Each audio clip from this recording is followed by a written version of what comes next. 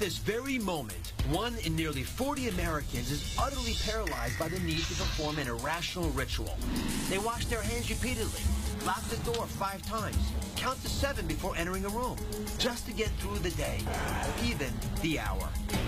They suffer from obsessive-compulsive disorder, a crippling anxiety disorder. OCD is twofold. Unwanted recurrent thoughts that will not go away, the obsession, and repetitive actions performed to stop the anxiety, the compulsion. While OCD sufferers know their behavior is often irrational, they cannot stop it on their own. They're often ashamed, embarrassed, or even unaware that they have a treatable disorder at all. And unfortunately, OCD is easily mistaken for something else. It's confused with depression, bipolar disorder, or ADHD.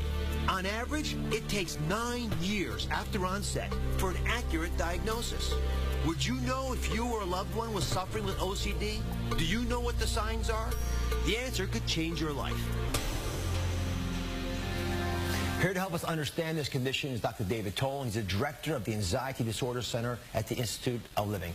So, Dr. Tolan, who's at greatest risk for this very perplexing problem? Well, Dr. Oz, the #1 risk factor is people with a family history of OCD. We know that there's a very strong genetic component. It seems to affect men and women in about equal numbers, although boys seem to develop this disorder earlier, whereas girls tend to develop in later teenage or even early adulthood years.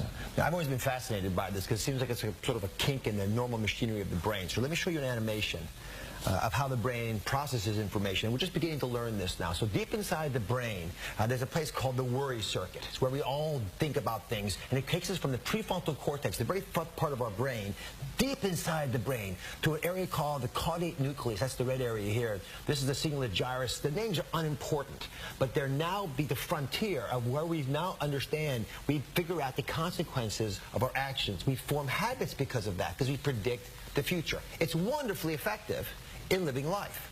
But what if it short circuits? And what are the kinds of symptoms that we would identify as physicians or healers if we see folks having these problems? Well, there are 2 main symptoms of OCD. The first is what we call obsessions. These are unwanted thoughts, ideas, images, or impulses that come into the mind again and again, and the person can't get rid of them. And so one of these might be, for example, an excessive preoccupation with dirt or germs or contamination, an idea that everything is germy and going to hurt you. Another might be an excessive worry about harming other people, maybe by making a mistake, such as leaving the oven on, or maybe on purpose by doing something violent that they don't mean to do.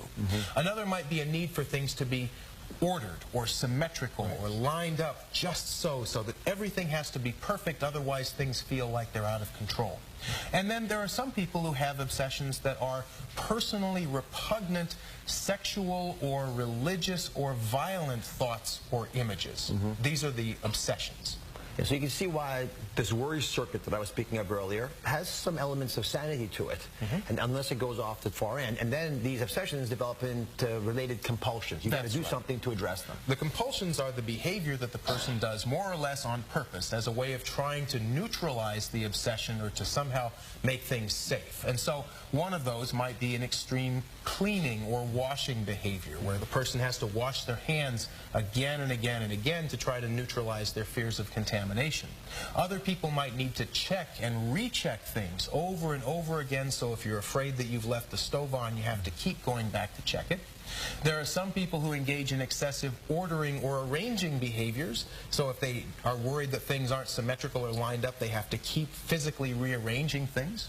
And then there are some people who also engage in what we might call a mental ritual, praying or counting in one's head, doing something again and again and again to try to feel better.